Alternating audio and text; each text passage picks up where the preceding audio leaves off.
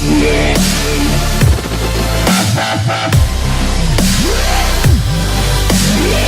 U.S. State Department on Friday released a series of notated images further detailing purported illicit ship-to-ship transfers (STS) by North Korea-linked vessels earlier in the year.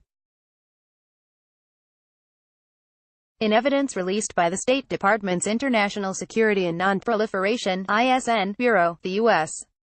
appears to be hoping to build on evidence tying several ships, some designated and some listed as linked to the activity, to sanctions-busting STS transfers. The UN Sanctions Committee earlier in the month designated the North Korea-flagged San 3 and the Panama-flagged Bao a new region, requiring the tankers be deflagged and prohibited from entering the ports of UN member states. Those designations were necessary as North Korea's illicit shipping activities continue, despite UN prohibitions on ship-to-ship (STS) transfers of any goods or items to or from North Korean vessels of any goods or items going to or coming from North Korea, the State Department stressed on Friday. But the U.S.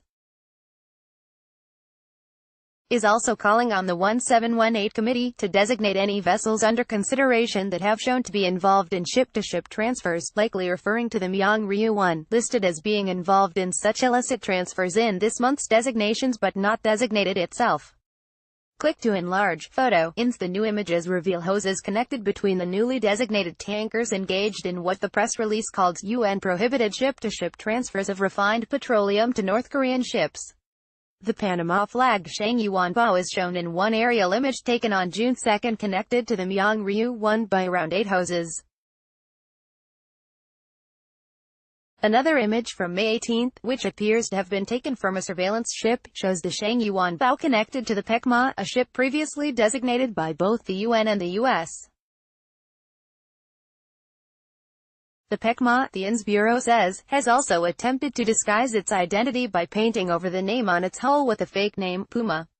The Bao, too, is shown in an image with part of the name on its hull painted over in another alleged attempt at disguise. Click to enlarge. Photo. At least 5 large hoses are shown in another image connecting the new Regent and San 3, with the INS Bureau alleging STS transfers occurred for around an hour and a half in the early morning of June 7. The extensive surveillance details are a result of what the Friday press release said were an ongoing, coordinated, multinational initiative involving the US, Canada, France, Japan, the UK, Australia, and New Zealand. It also said the U.S. has deployed aircraft and surface vessels to detect and disrupt these activities. The dates for the images match up with the dates provided in the original UN designations earlier this month, suggesting the Sanctions Committee received their evidence from these efforts at sea. The joint operations are part of efforts to curb what they call North Korea's deceptive tactics to evade UN sanctions, saying the country's illicit imports of refined petroleum have substantially breached the UN sanctions cap on refined petroleum by making illicit transfers. Click to enlarge. Photo. And while the UNSC 1718 Committee has designated dozens of North Korean and foreign entities, individuals, and vessels this year involved in assisting such sanctions-busting activities, the U.S. on Friday called for the UN to go a step further. We call on the 1718 Committee to formally recognize the breach of this cap through such STS transfers, the State Department said Friday. STS transfers of all goods are already specifically illegal under Resolutions 2375 and 2397 passed last year, but the U.S. appears to be requesting the committee explicitly recognize the additional breach of caps on refined petroleum transfers through such operations. The same sanctions resolutions passed late last year require transfers of refined petroleum products from member states to North Korea not exceed 500,000 barrels during a period of 12 months beginning the 1st of January 2018, and for 12-month periods thereafter. The U.S.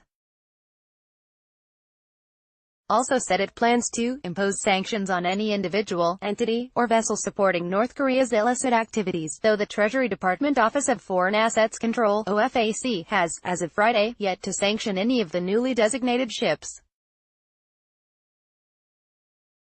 reiterating its commitment to the final, fully verified denuclearization (FFVD) of North Korea. The State Department also sought to keep pressure firmly on sanctions enforcement amid increasing calls for their easing from North Korea and its allies. The full enforcement of North Korean-related UN Security Council resolutions is crucial to a successful outcome, the press release said. The international community must continue to enforce and implement UN Security Council resolutions until North Korea denuclearizes. Edited by Oliver Hotham. Featured image, International Security and Nonproliferation, ISN, Bureau.